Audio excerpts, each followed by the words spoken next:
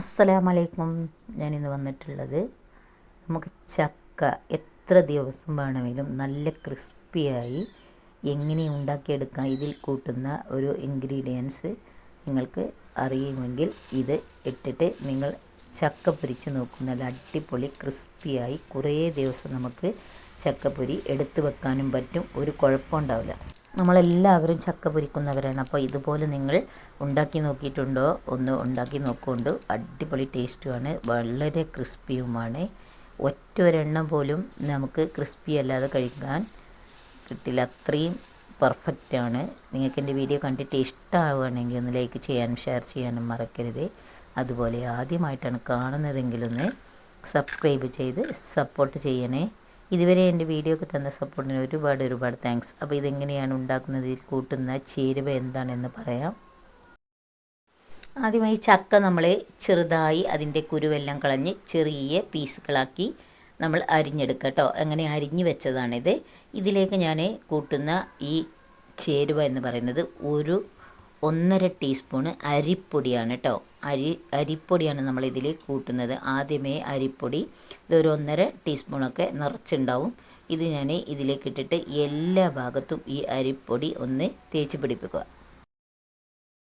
എല്ലാവരും ചക്ക പൊരിച്ചിട്ട് പറയും എൻ്റെ ചക്ക ക്രിസ്പി ആയില്ല, കുഴഞ്ഞു പോയി, പിന്നെ അതെടുത്ത് വെക്കാൻ പറ്റുന്നില്ല, കുറച്ച് സമയം വെക്കുമ്പോഴത്തേക്ക് തണുത്ത് പോവുകയാണ് അത്, പിന്നെ അതുപോലെ കുഴഞ്ഞു പോവുകയാണ് എന്നൊക്കെ. ഇങ്ങനെ ഒരിക്കലും വരില്ല.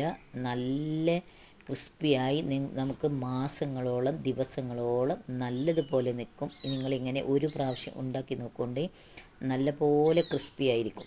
അത് തണുത്താൽ നമ്മൾ ആ ചൂടെല്ലാം പോയതിന് ശേഷം നമ്മളൊരു പൊട്ടുന്ന കുപ്പിയിലോ അല്ലെങ്കിൽ ഒരു പ്ലാസ്റ്റിക്കിൻ്റെ മൂടിയുള്ള കുപ്പിയിലോ ഇട്ട് വെച്ചാൽ നമുക്ക് എത്ര ദിവസം വേണമെങ്കിലും നല്ല പോലെ അത് ക്രിസ്പിയായി നിൽക്കും. അപ്പോൾ ഞാൻ എല്ലാ ഭാഗത്തും പൊടികളൊക്കെ തേച്ച് പിടിപ്പിച്ചിട്ടോ.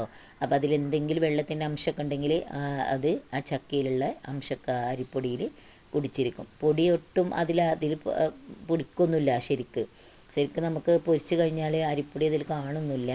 എന്നാലും നമ്മൾ എല്ലാ ഭാഗത്തും ഒന്ന് തേച്ച് പിടിപ്പിച്ചാൽ വളരെ നല്ല. എന്നിട്ട് നല്ല പോലെ എണ്ണ നല്ല പോലെ ചൂടാവുന്ന ഒരു ചട്ടി വെച്ചിട്ട് ഞാൻ വെളിച്ചെണ്ണയിലാണിത് പൊരിച്ചെടുക്കുന്നത് കേട്ടോ. ഏത് എണ്ണയിൽ വേണേലും പൊരിച്ചെടുക്കാം.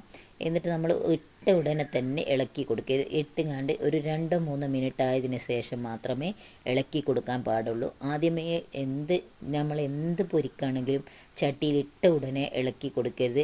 ചില ചേരുവകളൊക്കെ നമ്മൾ ഇളക്കി കൊടുക്കണം. ഇതൊന്നും ഇങ്ങനെ ഇളക്കി കൊടുക്കരുത്. 2 മിനിറ്റ് കഴിഞ്ഞതിന് ശേഷം നമ്മൾ എല്ലാ ഭാഗത്തും ഇങ്ങനെ ഇളക്കി കൊടുക്കുക. എന്നിട്ട് നമുക്ക് ഇത് കുറച്ച് സമയം ഇങ്ങനെ വേവാകുമ്പോൾ നമുക്കൊരു ശബ്ദമുണ്ടാവും. നമ്മൾ ചിപ്സൊക്കെ പൊരിക്കുമല്ലോ, അതുപോലെ ഒരു ചെറിയ കിരികിരി ശബ്ദം ഉണ്ടാവും. ആ ശബ്ദം ഇങ്ങനെ നമുക്കിങ്ങനെ ഇളക്കുമ്പോൾ തോന്നിക്കഴിഞ്ഞാൽ അപ്പോൾ നമ്മളതിലേക്ക് മഞ്ഞൾപ്പൊടി, ഉപ്പും ഞാൻ നേരത്തെ കലക്കിയൊരു പാത്രത്തിൽ വെച്ചിട്ടുണ്ട്. അത് നമ്മൾ ഒരു 2 ടീസ്പൂൺ അതിലേക്ക് ഒഴിച്ച് കൊടുത്തിട്ട് ആ വെള്ളം മുഴുവനും പൊട്ടിപ്പൊരിയുന്നത് വരെ നമ്മൾ ഇളക്കാതിരിക്കുക. എന്നിട്ട് പിന്നെ നമ്മൾ ഇളക്കി അതിലെ വെള്ളം മൊത്തത്തിൽ വറ്റി എന്ന് മനസ്സിലായാൽ അത് കോരിയെടുക്കാവുന്നതാണ്.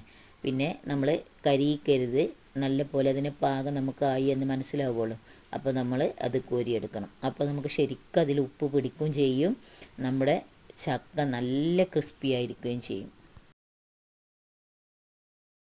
ഞാനൊന്നും കൂടി പറഞ്ഞു തരാം. നമ്മൾ ചക്ക ഈ അരിപ്പൊടിയിൽ കുഴച്ചതിന് ശേഷം നമ്മൾ എണ്ണ നല്ല ചൂടായി കഴിഞ്ഞാൽ അതിലേക്ക് ഇട്ട് കൊടുക്കുക. 2 മിനിറ്റിന് ശേഷം നമ്മൾ ഇളക്കി കൊടുക്കുക. ഇളക്കി ഏകദേശം ഒരു 5 മിനിറ്റൊക്കെ കഴിയുമ്പോൾ ഇതിങ്ങനെ വേവാൻ തുടങ്ങും. പകുതി വേവിലേറായി തുടങ്ങും. അപ്പോൾ ഇതിൻ്റെ പച്ചപ്പൊക്കെ പോയിട്ട് ഒരു കിരികിരി ശബ്ദം ഉണ്ടാവും. ആ ശബ്ദം ഉണ്ടാകുമ്പോൾ നമ്മൾ ഏകദേശം നമുക്കറിയാം ഇത് പൊരിയാനായി ഏകദേശം എന്ന് തോന്നുമല്ലോ നമുക്ക് കാണുമ്പോൾ തന്നെ. അപ്പോൾ നമ്മൾ ആ വെള്ളവും മഞ്ഞൾപ്പൊടിയും കുറച്ച് വെള്ളവും മഞ്ഞൾപ്പൊടിയും ഉപ്പും കലക്കി വെച്ചിട്ടുണ്ടല്ലോ, അത് 2 ടീസ്പൂണ്, എത്രത്തോളം നമുക്ക് ഉപ്പ് വേണമെങ്കിൽ അതിനനുസരിച്ച് ഉപ്പ് കലക്കണം കേട്ടോ. എന്നിട്ട് അതിലേക്ക് ഒഴിച്ചിട്ട് അത് നല്ല പോലെ പൊട്ടിപ്പൊരിയപ്പോൾ എണ്ണയൊക്കെ തീയൊക്കെ കുറച്ച് കൊടുക്കണം കേട്ടോ. സിമ്മിലിട്ടാൽ പൊട്ടിപ്പൊരിഞ്ഞ് തീയൊക്കെ കത്തിപ്പിടിച്ചു. അപ്പോൾ ആ പൊട്ടിപ്പൊരിച്ചിൽ മാറി ശരിക്കും ശാന്തമാവും, എണ്ണയുടെ ശബ്ദം തന്നെ പോവും. അപ്പം നമ്മൾ അത് കോരിയെടുക്കുക. നല്ല പോലെ എണ്ണ ഇങ്ങനെ ചെരിച്ച് വെച്ചിട്ട് കോരിയെടുത്താൽ നിങ്ങൾക്ക് മാസങ്ങളോളം ദിവസങ്ങളോളം നല്ല ക്രിസ്പിയായി അടിപൊളി ടേസ്റ്റുള്ള ചക്കപ്പൊരി നിങ്ങൾക്ക് കഴിക്കാൻ പറ്റും. അപ്പോൾ ഞാൻ അതെല്ലാം കോരി പൊരിച്ചെടുത്ത് ഇതിലേക്ക് ഞാൻ കുറച്ച് കറിവേപ്പില എണ്ണയിൽ മൂപ്പിച്ചിട്ട് ഇതും കൂടെ ഇട്ട് കൊടുക്കുമ്പോൾ നമുക്ക് കാണാനും നല്ല ഭംഗിയാണ്, കഴിക്കാൻ അടിപൊളി ടേസ്റ്റാണ് കേട്ടോ.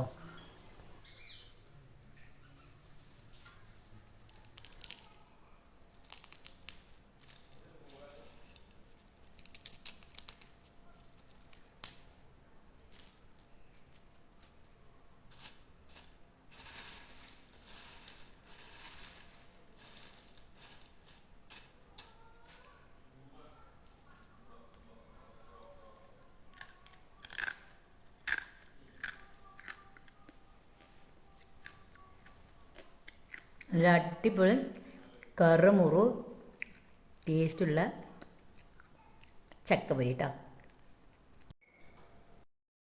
അപ്പം നമ്മുടെ ചക്കപ്പൊരിക്ക് ഇവിടെ അടിപൊളി ടേസ്റ്റോടെ റെഡി ആയിട്ടുണ്ട്. ഇത് നമ്മൾ പൊരിച്ചിട്ട് വല്ല പ്ലാസ്റ്റിക് കുപ്പിയിലോ പൊട്ടുന്ന കുപ്പിയിലോ ഒക്കെ എടുത്ത് അടച്ച് വെച്ചാൽ നമുക്ക് മാസങ്ങളോളോ ദിവസങ്ങളോളോ എടുത്ത് കഴിക്കാവുന്നതാണ്. നമ്മുടെ മക്കൾക്ക് ഇപ്പോൾ ചക്കയുടെ കാലമാണല്ലോ. ചക്ക വളരെ ഹെൽത്തി ആയതാണ്. ഇത് ഫ്രൈ ചെയ്യുമ്പോൾ അധികം എണ്ണയൊന്നും ഇതിൽ കുടിക്കൂല കേട്ടോ. എണ്ണ ഒട്ടും തന്നെ കുടിക്കൂല ചക്കപ്പൊരിയിൽ. നമ്മൾ ഏത് എണ്ണക്കടി ഉണ്ടാക്കുന്ന അത്രയൊന്നും ചക്കയിൽ എണ്ണ കുടിക്കൂല. അപ്പം നിങ്ങളെല്ലാവരും ഇതൊന്ന് ട്രൈ ചെയ്ത് നോക്കൊണ്ട് നിങ്ങൾക്ക് വളരെ ഉപകാരപ്പെടും. ചക്ക പൊരിക്കുന്നത് എല്ലാവർക്കും ഒരുപോലെ ഇഷ്ടമാണ്. അപ്പോൾ നമ്മൾ ബേക്കറിയിലൊക്കെ പോയി വാങ്ങുന്നതിലേടെ ഫ്രഷായി നമുക്ക് നമ്മുടെ വീട്ടിൽ ഉണ്ടാക്കി കഴിക്കാൻ പറ്റും. നിങ്ങൾക്ക് എൻ്റെ വീഡിയോ കണ്ടിട്ട് ഇഷ്ടമാണെങ്കിൽ നിങ്ങളെ ഫാമിലി മെമ്പേഴ്സിനൊക്കെ ഒന്ന് ഷെയർ ചെയ്ത് കൊടുക്കാൻ മറക്കരുതേ. നിങ്ങളുടെ മക്കൾക്ക് നിങ്ങൾ ഇതുപോലെ ഒന്ന് ഉണ്ടാക്കി കൊടുത്തു നോക്കൂ. എന്തായാലും ഉറപ്പായിട്ടും പെർഫെക്റ്റായി നിങ്ങൾക്ക് കിട്ടും. ഇനിയും നല്ല വീഡിയോയുമായിട്ട് ഞാൻ ഇൻഷാ അല്ലാഹ് വീണ്ടും വരാം. അസ്സലാമു അലൈക്കും.